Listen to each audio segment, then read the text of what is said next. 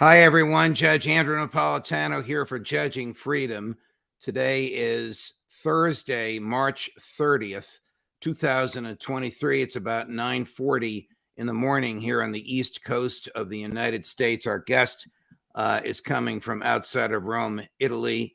He is the inimitable Alastair Crooke, former British intelligence agent, now an academic and intellectual, always been an intellectual, who sees the world the way a lot of us do, who are skeptical of authority and critical of the West. Alastair, I've admired your work for years. It's a pleasure. Welcome to Judging Freedom, my friend. Thank you very much. I'm pleased to be here with you. You wrote a very interesting piece in your Strategic Culture Foundation called L'Entente, as in détente between Russia and China, is a bitter pill for the West to follow. And you began it with a very, very intriguing phrase. And that is, upon leaving his meeting with Vladimir Putin, Chinese President Xi said to Putin, quote, "Change is coming that hasn't happened in 100 years, and we're going to drive this change together." Now, before you tell us what you think President Xi meant by that, if President Biden heard that, I would think he should be terrified, don't you? I think he should be, but I don't think that they really understand in Washington the extent of the change that is taking place, particularly in the Middle East. Since that was said, of course, we've had a resolution, a new security architecture has come into position as a result of Chinese mediation between Saudi Arabia and Iran, which settles many of the main points, including the nuclear issue, Iran's, if you like, Iran's security, gave security assurances to Saudi Arabia about Aramco and its future. And then we've had the meetings with Assad in Moscow. Then we've had Assad in the UAE, the United Arab Republic.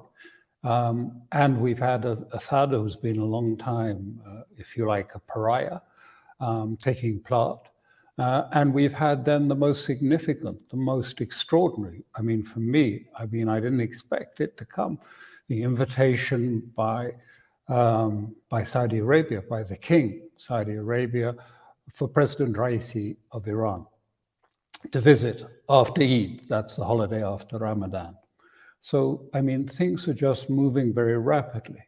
It's been agreed that the Iranians and Saudis will work together to end the Yemen war. It's been agreed also a second mediation by China to end the conflict between Iran and those Kurdish forces in Iraq that have been attacking into Iran. Big changes in a very short time.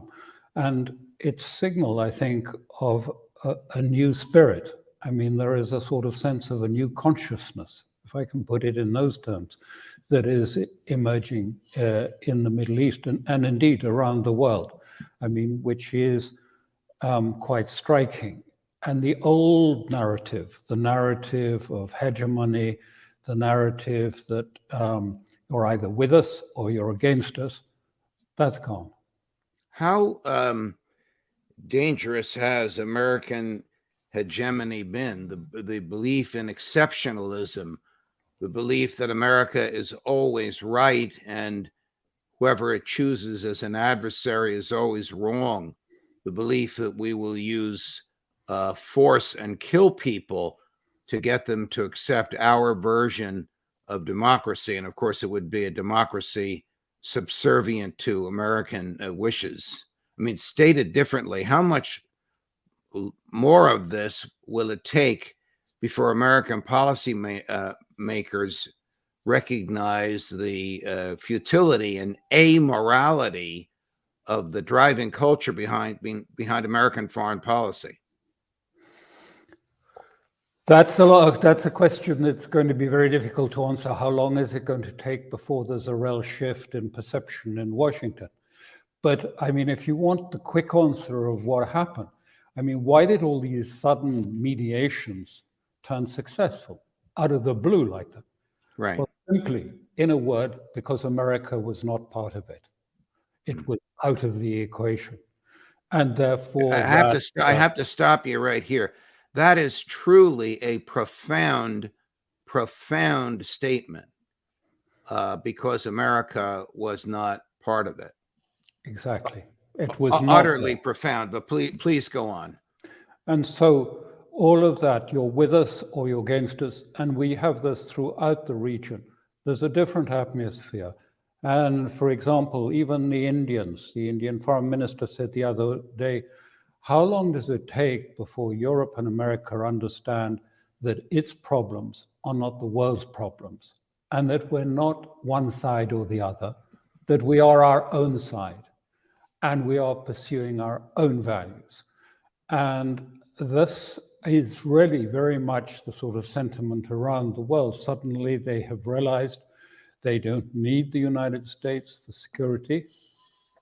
And also, suddenly the problems and the tensions disappear. And so, on the one hand, Saudi Arabia has laid down the Wahhabi tool, the Wahhabi weapon that it's used in Syria and Iraq and elsewhere around the world.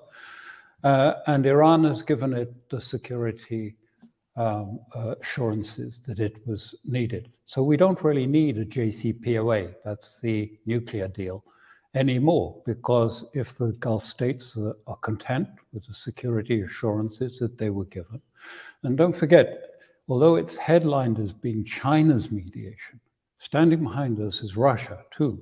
So we'll have the big powers, if you like, guaranteeing this mediation. So I think it's chances that it will work.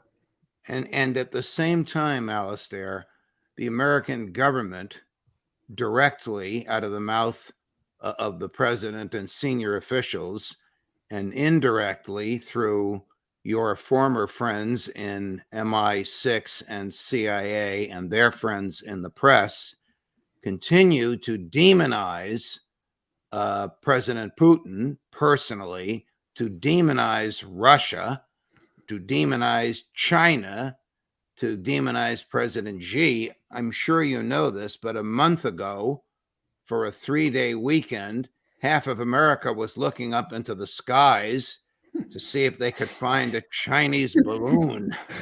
Yes. which the president of the United States just couldn't wait until it got over the ocean so they could safely shoot it down and demonize President Xi. It sounds to me like the Americans, all 330 million of us, because of poor leadership and antiquated, stereotypical American way of thinking, are going to be left out of the New World Order. You know, this is such a dangerous situation. I mean, all my career, all my life, I have worked to try and keep channels open, even if they are channels with people that my own people don't particularly like, because you never know when you need these channels. Channels that stay open are important. It's not always possible just to open them in 5 minutes when you need them. You have to work at opening channels, particularly in the Islamic world. You can't go there and say, okay, let's cut to the quick. What's your bottom line? This is mine. Let's do a deal. It doesn't work like that. And so you need channels open. And I am dismayed. I spoke not so long ago with the Deputy Defense Minister of Russia when I was there.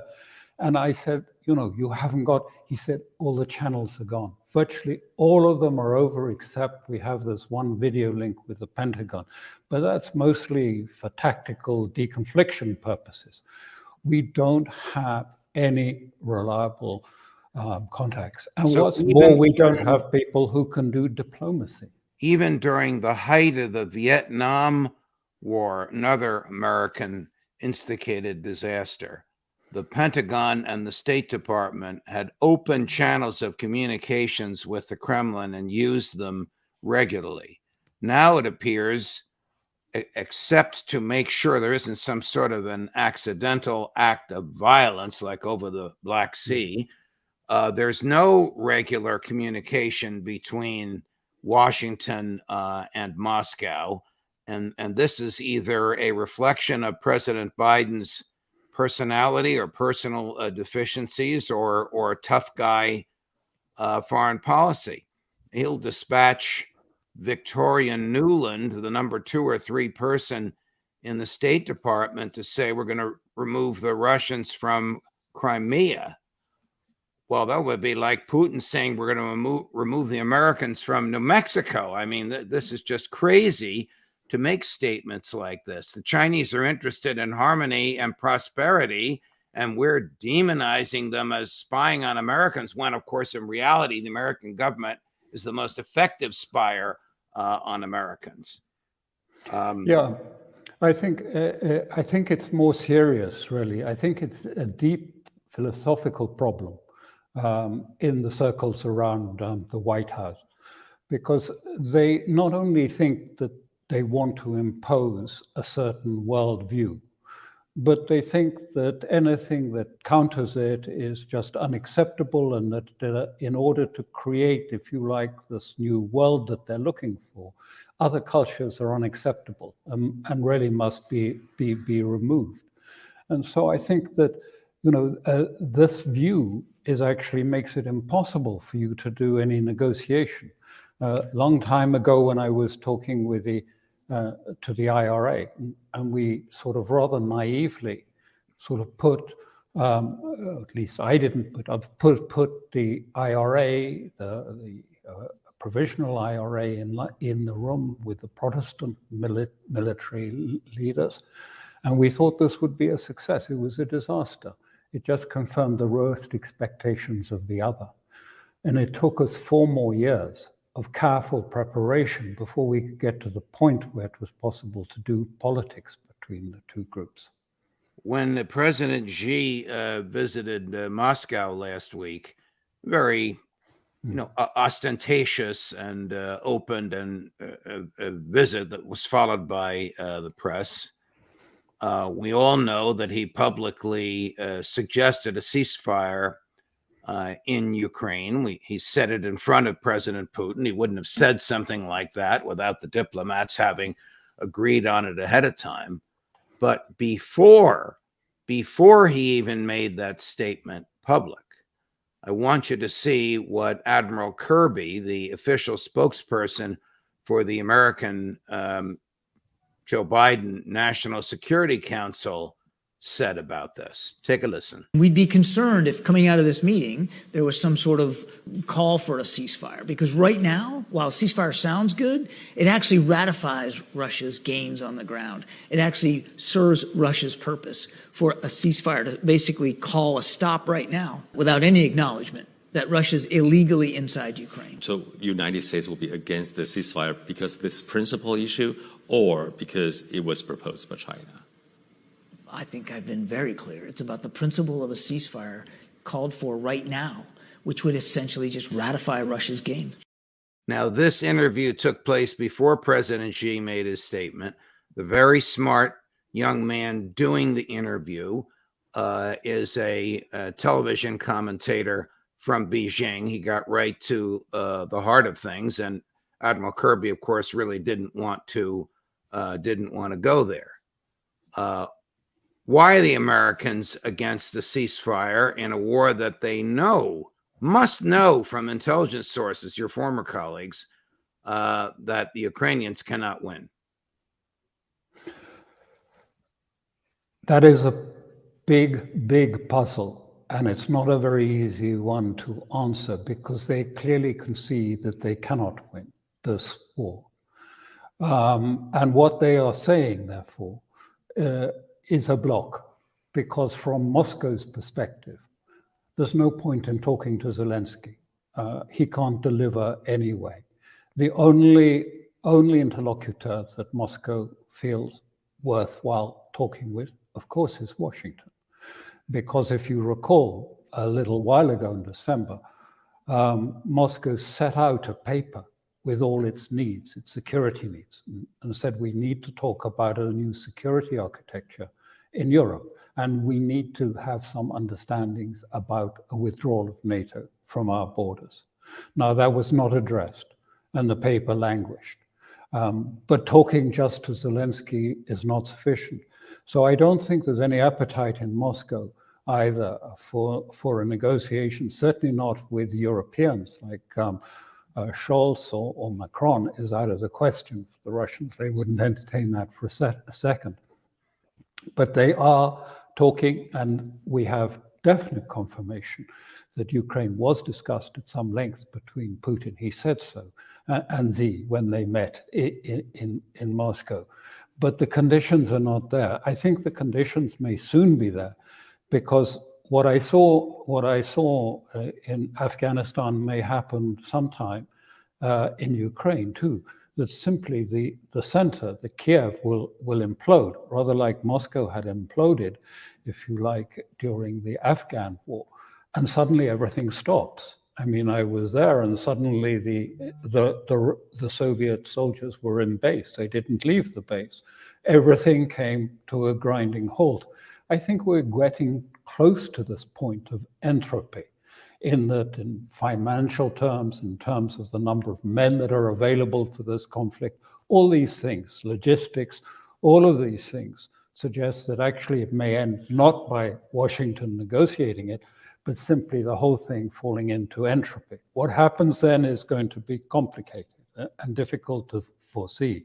I mean, for example, if that happened and we had Kiev that is in some sort of chaos, political chaos, maybe coup and counter-coup taking place in the regime there, what would happen? Well, the Russians, I think, have absolutely no desire to seize Kiev in a military way. But if it was just left open and in chaos, I think they'd feel bound to put in, I don't know if we can call it a peacekeeping force, but an armed peacekeeping force, in order to establish order and to get some sort of control and to get a new government and something up and working in Ukraine as soon as possible. Whether they go beyond that or not, who knows? They're very good at not disclosing their intentions, military intentions. Let's go to the other side of the world for a few minutes, Alastair. How reckless is it for the President of the United States to say we will fight the Chinese government in any conflagration over Taiwan, given the distance between Taiwan and the U.S., given the size of the Chinese Navy and military, given the nearly impossible, almost insurmountable logistics of getting American troops and material there? How reckless is it for the current Speaker of the House of Representatives, the number 3 person in the American government, to visit Taiwan and send some sort of an ambiguous but ominous message to Beijing? Well, it's nuts. That's all. It's just nuts because, I mean, quite clearly, NATO and what if the Ukraine conflict has shown anything, it is actually that NATO, that is the United States and Europe, simply does not have the military industrial capability even to fight in Ukraine, let alone to fight a war against China, which is the big manufacturing country in the world. So it's not going to, and it's not going to happen for years like that. I mean, we're still talking about producing shells, let alone sophisticated weaponry or munitions. We sent away our supply lines 20, 30 years ago. We don't even have the skilled people to operate those. People who know how to use tools that you need for that sort of sophisticated manufacturing. There's no way. And also the Chinese, have hypersonic missiles. They have an advanced surface fleet. And it's not possible. So why are they saying this? I think all of this, if you ask me, because you asked me these difficult questions of why they're saying this, in my view, there's no strategic rationale underlying it. This is all down to the simple question, what is good for Biden re-election prospects? Is this good? Okay, let's do it. If it's not good, forget it. And I don't think it's anything more strategic You're than that. you're British. You're in Rome. You have a fabulous finger on the pulse of American politics. Joe Biden wants to run for re-election and be perceived as a wartime president or a wartime leader of some sort, like his heroes Abraham Lincoln and FDR, and he's willing to risk the lives of Russian boys, Ukrainian boys, and ultimately American boys in order to bring this about. Last area I want to ask you about, you were talking about the realignment of allegiances in the Middle East. Is any of the turmoil in Israel connected to this turmoil that seems to be either fomented, whipped up, or at least publicly approved of by the White House? It is. It is. It's really, in a sense, the canary in the mine, because it is a very similar situation. It's a reflection of what is happening in the United States. There are two major forces, the Mizrahi, that is the Jews that come originally from Africa and from the region, and the Ashkenazi, the more European Jews. And the European Jews are closer to the Biden way of thinking, the liberal democratic group. And the Mizrahi want to create a Jewish state again, a Jewish state, and enact the land of Israel. Now, of course, that does have on that Jewish state. That, of course, does pose dangers for the whole region, depending on what happens and how that's done. But this is not that different, if you like. They are trying to go back, if you like, to what we can loosely call traditionalism, Jewish traditionalism in this case, as opposed to, in America, a traditionalism that harks back to the Constitution and the founding fathers of America. But this is the common theme, not only for Israel, but across the region, for China, for Russia. It's no coincidence that Russia also, in the background, has Orthodox Christianity, as, if you like, providing a moral framework. People want meaning back in their lives again. They want, the Mizrahi say, listen, if we can't sort this out about the legislation and the legislative process, what right do we have to be on this land? What right are we here? I mean, this is existential for them, this question. If you say, well, we have no claim, what right are we to be this? And so not only that, in other places, the big change is how to get some sort of, if you like, go back to old cultures, old legacies, how to bring that forward in today's world to give some meaning to people in this otherwise hollow world of a technical liberal democracy that we are facing, where you never get into power. You're always excluded from power ultimately, because the system just continues on, keeping everything in place so that, as they say, the Mizrahi said, we win, we go on winning, and somehow, although we win, we're never in power. Wow. Alastair, this has been a wonderful conversation. I can tell you from the comments on my screen that you are deeply and profoundly appreciated by the Judging Freedom audience. I hope you'll come back again soon. Maybe we'll talk about some potential resolutions to these hot button problems that you've articulated so nicely. But in the meantime, thank you very much, my dear friend. Much appreciated. Thank you, and thank you for having me on your program. Of course, Thank of you. course. Thanks. Wow, more as we get it. And again, if you appreciate what you just saw and heard, like and subscribe. Judge Napolitano for Judging Freedom.